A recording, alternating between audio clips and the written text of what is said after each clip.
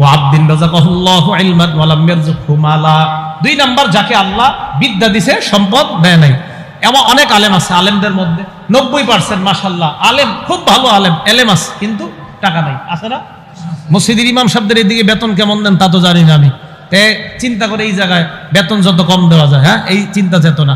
ওলামায়ে কেরামকে মর্যাদা দিছে আল্লাহ, আপনারা দেন না কেন? এটা আমি মাঝে মাঝে চিন্তা করি।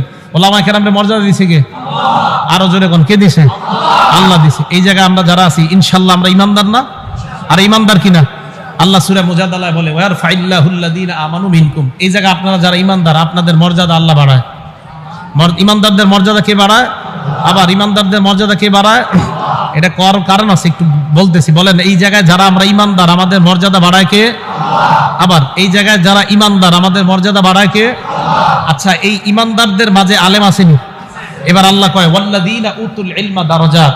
তোমাদের ইমানদারদের মধ্যে যারা আলেম, তাদের মর্যাদা আরো অনেক উঁচু স্তরে আল্লাহ বাড়ায় দেয়। তো আলেমদের মর্যাদা আল্লাহ দিছে, আপনারা দেন না কেন? ইমাম সাহেবের বেতন বাড়াইতে প্রত্যেক মাসে কি যে এক ঝামেলা। হ্যাঁ, তাহলে ইমাম সাহেবের বেতন বাড়াইতে গেলে একটা পুরা মিটিং বসে, সপ্তাহব্যাপী মিটিং হয় না। 500, 1000 কি কয়? আরে 512, 1000 এটা ঠিক না। 512, 500ই তো হয়, 1000 কেমনে বাড়ায়? এটা নিয়ে মিটিং চলতে থাকে, পুরো 1 মাস চলে যায়। কি এক ঝামেলা। ওলামায়ে কেরাম, যার আখেরাত, আপনার যার আখেরাত ইমাম সাহেবের উপরে নির্ভর করে, আপনার আখেরাত শুদ্ধ না অশুদ্ধ, ওনার নামাজ ঠিক তো আপনার নামাজ ঠিক। ইমাম সাহেব সামনে দাঁড়ায়, আপনার আখেরাতের পুরো দায়িত্বটা নিয়ে ইমাম সাহেব সামনে দাঁড়ায়। কিভাবে এরকম কিপটামি আর কৃপণতা করেন যে ওনার বেতন বাড়াইতে গেলে 7 দিন আর 15 দিন মিটিং করেন? আপনার তো লজ্জা থাকা দরকার। যার আখেরাত নির্ভর করছে যে ইমামের উপর, ওনার ব্যাপারে মিটিং করতে হবে কেন? আমি খুব লজ্জা পাই এই বিষয়গুলো। যে ইমাম সাহেবের, ওনার কারণে আপনার আখেরাত, উনি সামনে দাঁড়ায়, আপনার আখেরাতের পুরো দায়িত্বটা নিয়ে সামনে দাঁড়াচ্ছে একজন ইমাম। হ্যাঁ, আপনি জানেন আমি সামনে সাধারণত ভয়ে দাঁড়াইতে চাই না, সামনে যে দাঁড়াই না কেন, পিছনে হাজার হাজার মানুষের দায়িত্ব এটা। কিন্তু আমি মাঝে মাঝে ইমামদেরকে নিয়ে চিন্তা করি, একজন ইমাম কতগুলো মানুষের আখেরাতের দায়িত্ব নিয়ে সামনে দাঁড়ায়। ওনার ক্ষেত্রে মুসল্লিদের মধ্যে আমরা কি পরিমাণ চিন্তা চেতনা, আর যে কত টেনশন ইমাম রে নিয়া, নাউজুবিল্লাহি মিন যালিক। বলেন, ইমামদেরকে সম্মান করবো তো ইনশাআল্লাহ? সম্মান করেন। সম্মান কেন সম্মান করবেন জানেন? ইমাম যেই জায়গায় দাঁড়ায়, ওই জায়গায় দাঁড়ায় নবীজি ইমামতি করতেন। হ্যাঁ, বলেন, ইমাম যেই জায়গায় দাঁড়ায় সেখানে দাঁড়ায় ইমামতি কে করতেন? আবার বলেন, যেই জায়গায় ইমাম সাহেব দাঁড়ায় ওখানে দাঁড়ায় ইমামতি কে করতেন? ঠিক আছে, সম্মান আরো কমানো না।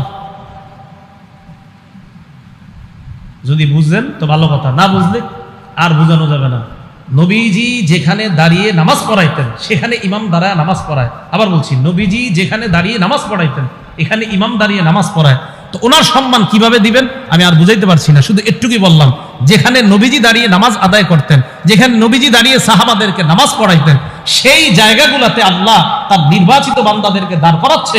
নবীওয়ালা দায়িত্বটা তার মাধ্যমে আল্লাহ পূরণ করতেছে। এখন তার সম্মান কিভাবে দিবেন আমি আর কিছু বলবো না, শুধু একটা কথা বলে গেলাম যে নবীজি যেই জায়গায় দাঁড়াইতেন সেখানে ওই ইমাম দাঁড়াচ্ছে, তার মর্যাদা কিভাবে দিবেন আপনারা চিন্তা করুন। নবীজির মহব্বত করেন না সবাই? বুঝা যাবে করেন কিনা। আসেন, 1 নাম্বার, যাকে আল্লাহ সম্পদ দিছে, বিদ্যা দিছে, মনে আছে তো? 2 নাম্বার, ওলামায়ে কেরাম, এলেম আছে, সম্পদ নাই। এলেম আছে, সম্পদ নাই। তো উনি চিন্তা করে, আল্লাহ আমার যদি সম্পদ থাকতো, লাবিল তো মিসলা আমালি ফুলান, আমিও তার মতো দান করতাম। আমার সম্পদ নাই তাই আমি দান করি না, যদি থাকতো আমি তার মতো দান করতাম।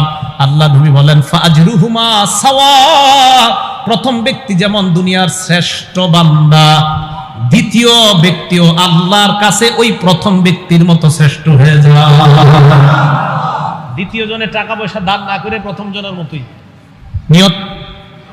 এবার 3 নাম্বার কে জানি? যাকে আল্লাহ সম্পদ দিছে, বিদ্যা দেয় নাই। আবদিন রাযাকাহুল্লাহু মালাম ওয়ালাম ইয়ারযুকহু ইলমা, যাকে আল্লাহ সম্পদ দিয়েছে বিদ্যা দেয় নাই, এই ব্যক্তি এবার সম্পদ কি করে? ফাহুয়া ইয়াখবিতু ফি মালিহি, তার সম্পদ যেমনি ইচ্ছে এমনি খরচ করে।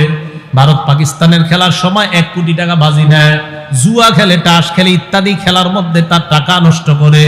আলেমদের কাছে মাসালা জিজ্ঞাসা করে না, টাকা যেমনি মন চায় এইভাবে খরচ করে। আল্লাহ নবী বলেন ফাহুয়া বিআখবাসিল মানাজিল, এই লোকটা সবচেয়ে নিকৃষ্ট। বলেন নাউজুবিল্লাহ। 4 নাম্বার যাকে আল্লাহ সম্পদ দেয় নাই, বিদ্যা দেয় নাই, পোড়া কপাল, সম্পদ নাই, বিদ্যাও নাই, এই ব্যক্তি নিয়ত করে আমার যদি এই টাকা থাকতো লামিল তুমি ইস্তামালি ফুলান, ওই ব্যক্তির মতো আমিও 42 ইঞ্চি একটা ডিবি কিনতাম। নিয়ত করে, টাকা নাই কিন্তু নিয়ত করে, আরে আজকে আমার থাকলে বুঝাই দিতাম, আপনি এই শোরুম থেকে টিভিটা নিতেছেন, আমার থাকলে আমিও বুঝাইতাম। এর এইরকম নিয়ত। নবীজি বলেন ফাবিজরুহুমা সাওয়া, শেষ দুইজনের মাকাম এক, শেষ দুইজনের মাকাম এক, শেষ দুইজন নিকৃষ্ট বান্দা, প্রথম দুইজন উৎকৃষ্ট বান্দা, শেষ দুইজন নিকৃষ্ট বান্দা। সবার মনে থাকবে তো এটা? তাহলে এটা নবী সব সাহাবাদেরকে মুখস্থ করাইছে হাদিসটা। 1 নাম্বার যাকে বিদ্যা, এলেম, বিদ্যা আর সম্পদ দিছে। 2 নাম্বার যাকে আল্লাহ এলেম দিছে, সম্পদ দেয় নাই। 3 নাম্বার যাকে আল্লাহ সম্পদ দিছে, এলেম দেয় নাই। 4 নাম্বার যাকে এলেমও দেয় নাই, সম্পদও দেয় নাই। প্রথম দুইজন শ্রেষ্ঠ, শেষের দুইজন নিকৃষ্ট। আল্লাহ শেষ দুইজন থেকে হেফাজত করেন, প্রথম দুইজনের অন্তর্ভুক্ত হওয়ার তৌফিক দান। মনে থাকবে তো ইনশাআল্লাহ? তাহলে আজকে আমরা হাফেজে কোরআন যারা নতুন করে হেফজ নিল এবং এই মাদ্রাসায় যারা পড়াই, আমাদের এই সমস্ত আমল, কর্ম, ইবাদত একমাত্র খুশি কাকে করার জন্য করব? আল্লাহকে করার জন্য। আল্লাহ পাক রব্বুল আলামিন আমাদের সকলকে ইখলাসের সাথে যে কথাগুলো আমরা শুনলাম